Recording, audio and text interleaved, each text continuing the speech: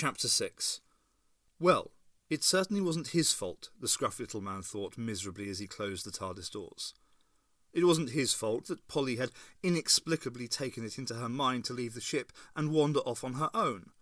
It wasn't his fault that she had got herself hopelessly lost in a strange alien town and been reduced to tears. And it wasn't his fault that he hadn't stopped her going out in the first place. So Polly had gone off in a huff to her room, and Ben had followed to calm her down. The little man looked about the empty control room and reflected on the events of the past few weeks. Ever since he had regenerated, there had been a noticeable atmosphere of tension on board the TARDIS. Even in the old days, things had been much more relaxed. But now Ben, for instance, was suspicious of him, still not quite believing that he was who he said he was. The scruffy little man allowed a flicker of self-doubt to enter his mind. Regeneration was a tricky business, even for the most experienced Time Lord, and this regeneration had been his first. Perhaps the tension on board the ship was his fault. Perhaps his regeneration wasn't working out quite as it should. He dismissed the idea as preposterous, and prepared the TARDIS for takeoff. As the central column on the control console began to rise and fall, and the familiar sound of dematerialization filled the room, the little man paused. A shadow of suspicion darkened his brow. He felt somehow incomplete, as though he had left something behind somewhere. He patted his pockets and grunted, satisfied that all their usual contents were still in place. He gave a self-depreciating snort. It was nothing to worry about, probably only the after-effects of regeneration. And if he'd lost some of the infuriating arrogance of his first incarnation, then that was all well and good. Happy now, the little man began to tootle a merry tune on his recorder. "What you are saying is heresy, Doctor," protested Muriel. "To even suggest that the Pangistri are deceiving us is nothing but the truth," the Doctor interrupted passionately. "You're a man of science and curiosity, Professor Travers." "Who?" The Doctor raised a hand to his temple. No, not Travers. I met him a long time ago." He shook his head worriedly and rubbed his eyes. "You're a man of great knowledge, Muriel," he continued, "but you'll never learn anything if you go around with your eyes closed." "What do you mean?" The Doctor tapped out the code he had memorized when Muriel had activated the video screens. The familiar images reappeared on the screens. Those home movies of the Pangistri, for one thing. How were they recorded? "The Pangistri were once a race of great telepaths," explained Muriel smugly. "Even today some of them still retain that ability. They recreated these scenes from the memories stored in their minds." "How very clever of them," retorted the Doctor. "How very clever of them to remember a spacecraft whose structure couldn't even get them to the other side of this planet, let alone halfway across the universe. A spacecraft that crossed 1,000 parsecs of space without a single dent or buckle to its hull." Muriel frowned, but he remained silent. "And your so-called ancestors," continued the Doctor relentlessly. "Look at yourself in the mirror. You Kirathons are the most physically perfect people I've ever come across. You're tall, strong and athletic. See the difference in your ancestors." "I'm not a child, Doctor," reproved the older man. "I do know of the process of evolution." The Doctor waved aside his protest. "If they're your ancestors, then I congratulate you and your species, Muriel. Your people have achieved in 3,000 years what it took Homo sapiens on Earth 2 million years to accomplish. Even with your amazing recuperative powers, evolution on such a time scale is simply impossible." Despite his outrage, Muriel's curiosity was beginning to get the better of him. "What are you trying to say, Doctor?" The Doctor threw up his hands in frustration. "I don't know yet, but the Pangistri are manipulating you for some reason." "How?" "They've set you up in a comfortable little nest, provided you with everything you might want. Everything is done for you. You don't even have to look for food yourselves. All you have to do is get on with your lives, idling away the time, taking whatever's offered you. We have the technology to progress, Doctor, but not the pioneering spirit," cried the Doctor, his face now red with rage and frustration. "I wonder how your species ever dragged itself out of the primitive slime. You have all the imagination of a stone. You're being spoon-fed like babies. I doubt you could even grow potatoes without the Pangistri's help and permission. You never question the Pangistri's motives, or make any attempt to look beyond your own tiny little world. Oh no. If you did that, it would upset your cosy little existence, wouldn't it? You're... He searched for the right word and eventually borrowed one from Ace's rich vocabulary. "You're wimps!" Muriel was taken aback, but the doctor, now in full flow, hadn't finished yet. He took another coin out of his pocket and flicked it into the air, counting the seconds it took to fall to the ground. He made a series of rapid calculations to determine the strength of Kirith's gravity. The escape velocity on this planet is a little under 6.5 miles per second. With the technology you possess, you and the Pangistery could easily build spacecraft capable of leaving this planet. So why do the Pangistery want you to stay here? Muriel's face was white, his lips trembled, and yet no sound came from them. The silence in the library was almost tangible. The doctor had voiced suspicions that he had secretly dared contemplate. "You say we can reach the stars?" The doctor nodded. "If you applied the technology and science you have, yes. Despite what you say, Doctor, like Raphael, I have always wondered what lay beyond our world. I have always longed to see the marvels that I have only dreamt of. And yet you say that the Pangistery, the ones who have given me so much, the ones who I trusted, you say that they have deceived me." The doctor laid a comforting hand on Muriel's shoulder. He knew what the older man was going through. The beliefs on which he had based his entire life were being cruelly undermined. Once, an unimaginably long time ago, the doctor too had gone through a similar crisis of faith. "I'm afraid so, Muriel." The doctor's voice was kind. For many long moments Muriel did not speak. When he did, his tone was hard and flat, uncomprehending.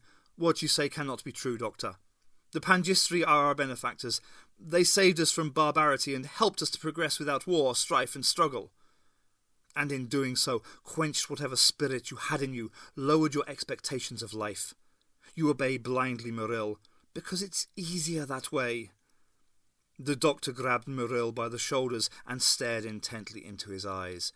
"Look deep inside yourself, Muriel. Tell me truthfully that you're happy." "I have all I want. I have my books, my sustenance, my friendships. But are you happy?" Muriel did not reply. "Join me, Muriel," urged the doctor. "Help me find out what the Pangistery are up to." Still Muriel did not reply. The doctor played his trump card. "I'm offering you the chance to be unhappy, Muriel. I want you never to be sure of what the future will bring.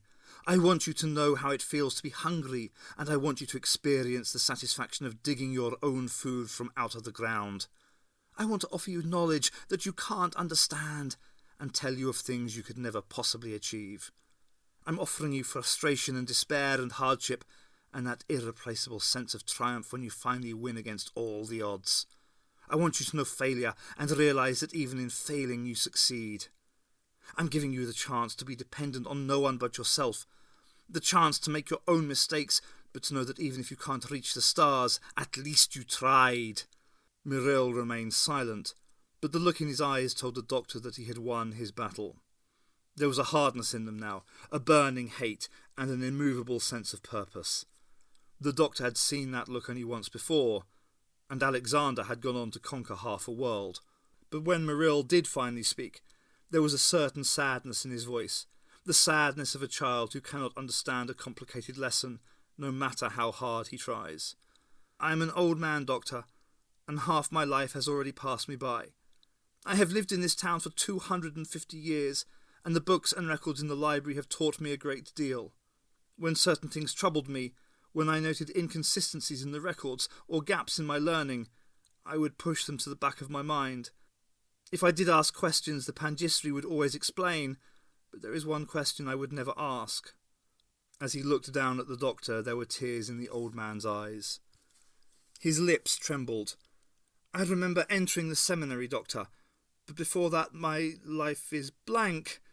His voice was pleading now. "Why do I not remember my youth, Doctor? Why do I not remember my childhood? Why do I not remember my parents?" And the doctor shuddered, as a frightening new suspicion dawned on him. It was worse than playing hide-and-seek, thought Ace, as Raphael avoided her for the second time that day. She had first seen him after her confrontation with Revna, a worried look on his face. He had walked quickly past her and vanished down one of the winding streets near the council house. He had apparently not heard her calling after him.